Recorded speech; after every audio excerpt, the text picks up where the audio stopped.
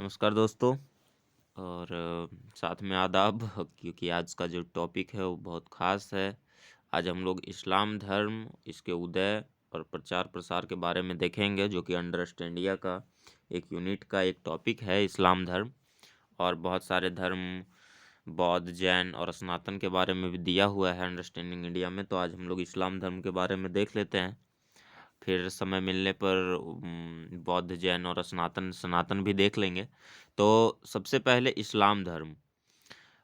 इस्लाम का अर्थ है, यानी तात्पर्य है विनम्रता, पवित्रता और शक्ति में प्रवेश करना, यानी विनम्र भाव, एकदम विनम्रता और पवित्रता यानी शुद्धता, और शक्ति में प्रवेश करना यानी शक्ति में समाहित हो जाना ही इस्लाम का तात्पर्य है। और इसके अनुयायी कौन रहते हैं? इसके अनुयायी लोग रहते हैं, यानी मुसलमान लोग रहते हैं। और मुसलमान का अर्थ क्या होता है? यह दो शब्दों से मिलकर बना है, मुसल्लम प्लस ईमान, अर्थात जिसका ईमान पुख्ता हो।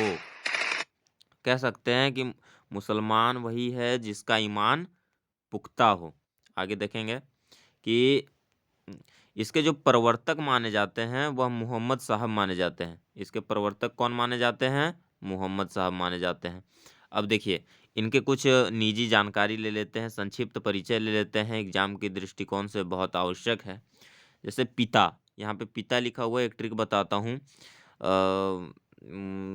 अब्बू कहा जाता है, मुस्लिम धर्म में पिता को अब्बू कहा जाता है। अब्बू, अब्बू से याद रखेंगे हम लोग अब्दुल्ला। अब्बू से क्या याद रखेंगे? अब्दुल्ला। और माता यानी अम्मी से अमीना। अब्बू से अब्दुल्ला, अम्मी से अमीना। अब्बू से अब्दुल्ला, अम्मी से अमीना, 3-4 बार रिपीट कीजिएगा तो याद हो जाएगा। अब्बू से अब्दुल्ला, अम्मी से अमीना।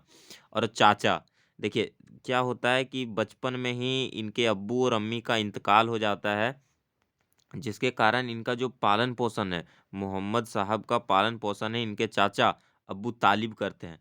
देखिए, एक ट्रिक से याद करके हम लोग याद रख सकते हैं कि जब इनके अम्मी अब्बू का इंतकाल हो गया, तो इनके जो चाचा थे वो इनको तालाब में फेंक दिए, यानी तालाब में फेंक दिए। तो तालाब से तालिब, और जो चाचा रहते हैं वो अब्बू के समान होते हैं, तो दोनों को मिक्स कर दिए, तो क्या हो गया? अब्बू तालिब।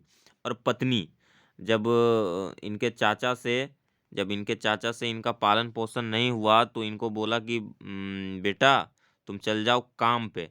तो ये अपने खाना, अपने खान-पान, अपने रहन-सहन और अपने जीवन के मनोदशा को सुधारने के लिए एक महिला व्यापारी, क्या चीज़? खाना-पीना। तो खाना-पीना से रिलेट कीजिएगा खादीजा।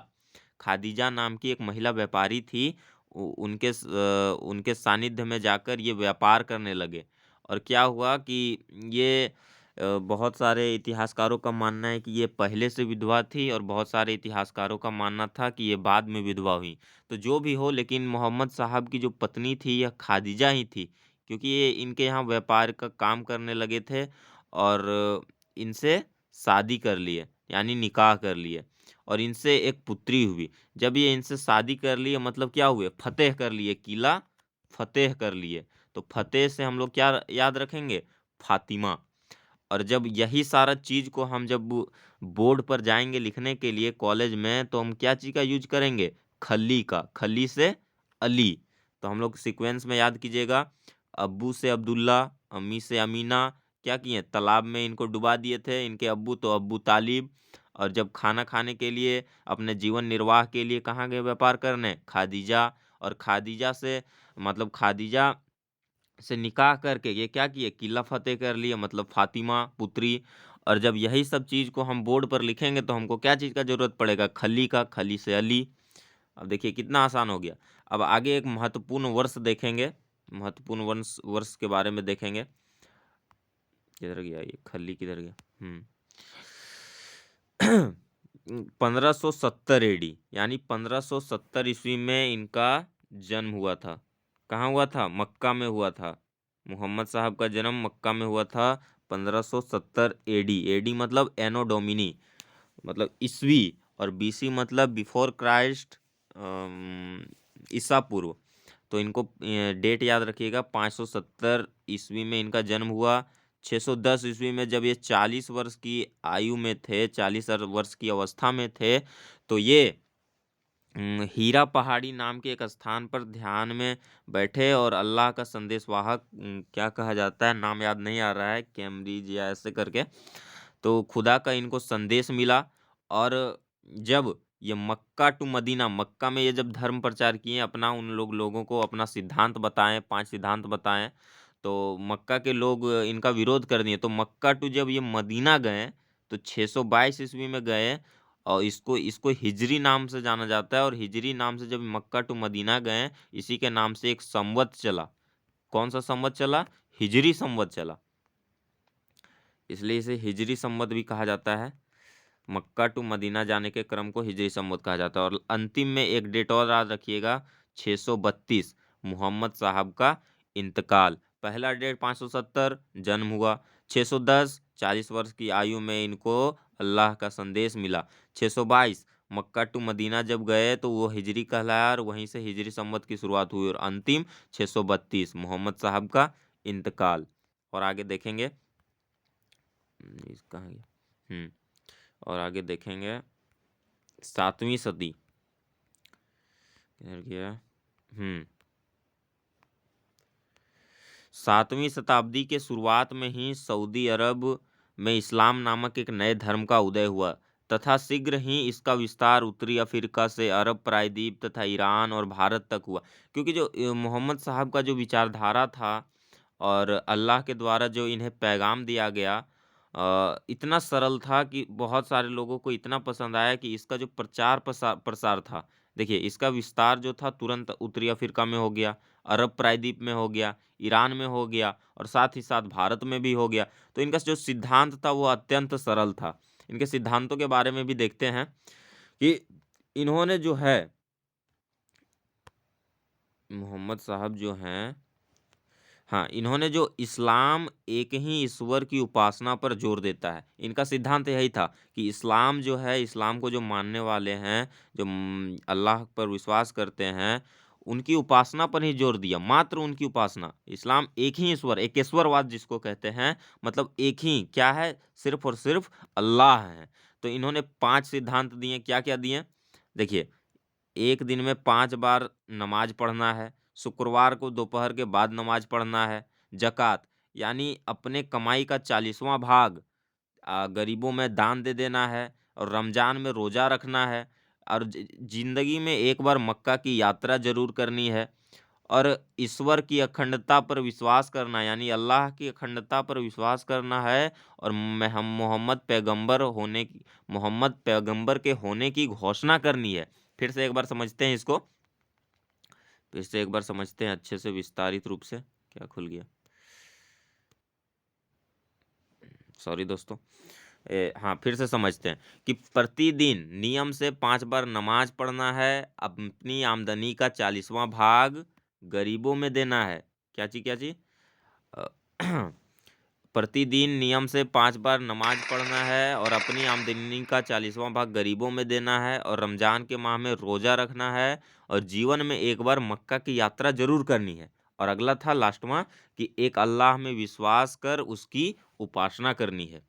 और फिर आगे देखेंगे, मुहम्मद साहब के इंतकाल के बाद मुस्लिमों को राजनीतिक तथा धार्मिक नेतृत्व प्रदान की जिम्मेदारी मोहम्मद साहब के नज़दीकी बंदों को दिया जाए। मक्का और मदीना के लोग, पहले तो मक्का वाले लोग इनका विरोध करते हैं, इनके विचारों का, क्योंकि इन्होंने बहुत सारे ऐसे तथ्य दिए हैं, जैसे कि मूर्ति पूजा नहीं करनी है और ईटीसी ईटीसी। तो जो मक्का वाले लोग थे, क्योंकि अब प्रश्न उठता है कि मोहम्मद साहब द्वारा प्रतिपादित इतनी अच्छी शिक्षाओं के बावजूद उनका मक्का में विरोध क्यों हुआ? इसका विरोध का कुछ कारण था दोस्तों, बता दूं कि मक्का वासी और काबा सहित 340 विभिन्न देवी देवताओं की पूजा करते थे, पहले से पूजा करते थे, वो मूर्ति पूजा करते थे, इसलिए इन्होंने क्या किया, उनका खंडन कर दिया। तो वो जब मक्का से मदीना गए, हम लोग देखें ही 632 से, यहाँ पे देखें ही हम लोग 632 में उनका जन्म हुआ। उसके बाद मक्का से मदीना कब गए थे? 622, सॉरी 632 में इंतकाल हो गया था, 622 में, 622 में वो मक्का टू मदीना गए थे, जिसको हिजरी संवत के नाम से जानते हैं। तो वही पहले से जो मक्का वासी थे वो 340 धर्म को मतलब 340 मूर्तियों की पूजा करते थे, देवी देवताओं की पूजा करते थे और उन मूर्ति में उनकी आस्था बसती थी। इसलिए इन लोग एकेश्वराबाद को एक्सेप्ट नहीं कर पाए और इन लोग का बायगॉट कर दिए, पैगंबर मोहम्मद जी का बायगॉट कर दिए। तो ये मक्का से मदीना चल गए 622 में और वही हिजरी कहलाया, हिजरी संवत। तो जब मक्का से मदीना गए तो मदीना के लोगों को ये तो पसंद आया, तो मदीना के लोग इसको एक्सेप्ट कर लिए। तो फिर बात उठता है 632 में मोहम्मद साहब का इंतकाल हो गया, तो 632 के बाद इस पद को संभालेगा कौन? हमारा राजनीतिक और आध्यात्मिक गुरु कौन रहेगा? क्योंकि उससे पहले तो एक सूत्र में बांधने वाले मात्र मोहम्मद साहब थे और इससे पहले मोहम्मद साहब और मक्का वालों में छिन्न भिन्न चलता था, लड़ाई चलता था, आपसी मतभेद हो गया था। लेकिन पैगंबर मोहम्मद जो थे वह मक्का के साथ समझौता कर लिए। उन्होंने कहा कि अगर आप मेरे इस विचारधारा को एक्सेप्ट कीजिएगा तो यरूशलेम के स्थान पर मक्का की तरफ मुंह करके सभी मुस्लिम्स इबादत करेंगे। आज भी जो नमाज पढ़ा जाता है मक्का की तरफ मुंह करके ही नमाज पढ़ा जाता है। और इस समझौते के पश्चात मोहम्मद साहब ने एक धर्म का स्थापना किया, वही इस्लाम धर्म। इस समझौता जब हो गया, मक्का वाले लोग एक्सेप्ट कर लिए, हाँ ये बात आपने कहा, ये बात को हम स्वीकार करते हैं। तो उन्होंने स्वीकार कर लिया इस्लाम धर्म, मक्का वाले लोग भी। और वहीं से वो अपना प्रमुख केंद्र बनाए, केंद्र बिंदु बनाए मक्का से, और वहीं से धर्म प्रचार प्रसार विस्तृत हुआ पूरे अरब में, पूरे भारत में, अफ्रीका में, उत्तरी अफ्रीका में और बहुत सारे क्षेत्रों में ये धर्म का प्रचार प्रसार होने लगा। तो अब बात उठता है मोहम्मद साहब के इंतकाल के बाद मुस्लिमों को राजनीतिक तथा धार्मिक नेतृत्व प्रदान करने की जिम्मेदारी मोहम्मद साहब के नज़दीकी बंदों को दिया जाए, जो अंततः खलीफा कहलाए। समय व्यतीत होने पर खलीफा एक धार्मिक राजनीतिक पद बन गया जिसका संचालन इस्लामिक साम्राज्य करता था। और देखिए खलीफा के बारे में देखें तो प्रथम खलीफा अबू बकर था, दूसरा उमर था, तीसरा उस्मान था और चौथा अली था। सुन्नी और शिया में मतभेद हो गया था, ये वही लोग पहले से जो मतभेद करते थे, सुन्नी और शिया। क्या हुआ कि जो सुन्नी थे वह बोलते थे कि पैगंबर मुहम्मद का कोई भी उपयुक्त अनुयायी खलीफा बन सकता है, जो हुनरबाज हो, टैलेंटेड हो, जिसके अंदर बौद्धिक क्षमता हो, वो बन सकता है खलीफा। लेकिन सिया लोग का क्या मानना था कि पैगंबर मुहम्मद का कोई रिश्तेदार ही खलीफा होना चाहिए, क्योंकि जो भगवान थे पैगंबर मोहम्मद को ये लोग भगवान का रूप मानते हैं, भगवान का संदेशवाहक बनाते हैं, तो आम लोग खलीफा के पद पर कैसे बैठ सकते हैं? तो ये थोड़ा रूढ़िवादी विचारधारा के थे, तो इनका मानना था कि खलीफा वही बनेगा जो उनके ब्लड रिलेशन से कनेक्ट हो, उनके रक्त संबंधी हो। तो अली को बनाया गया था चौथा खलीफा। अली को बनाया गया था 656 ईस्वी से 661 ईस्वी तक ये खलीफा के पद पर रहे।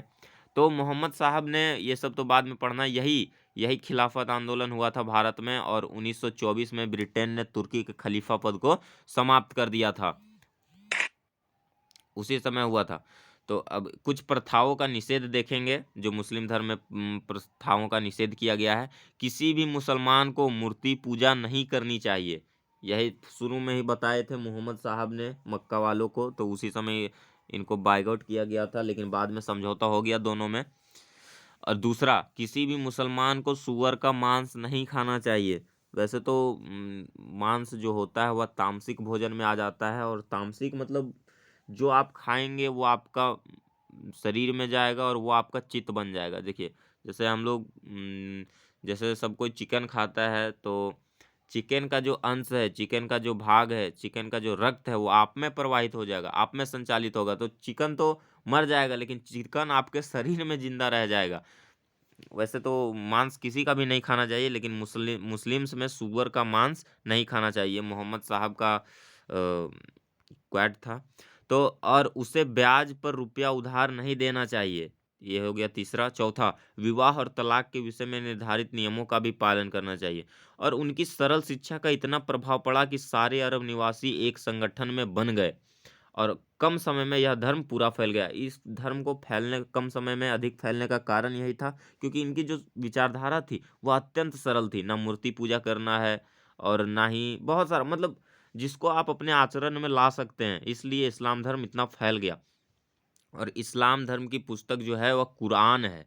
और धर्म ग्रंथ कई अध्यायों में बटा हुआ है जिन्हें सूरा कहते हैं, और इसमें अनेक गाथाएं हैं, परंपराएं भी संग्रहित हैं। और इनकी जो जीवनचर्या है, मोहम्मद साहब की जीवनचर्या है, वह सुन्नत में है। और उपदेशों का संग्रह जो है वह हदीस में है, हदीसा या हदीस में है। और ये सही आचरण के मानक निर्धारित करते हैं। तो यही था पूरा इस्लाम धर्म। इसी से अंडरस्टैंडिंग इंडिया में क्वेश्चन पूछा जा सकता है, तो अपना याद कर लीजिएगा ताकि आप लिख सकें। ठीक है, अब मिलते हैं अगली वीडियो में। तब तक के लिए बाय, धन्यवाद वीडियो देखने के लिए सभी को।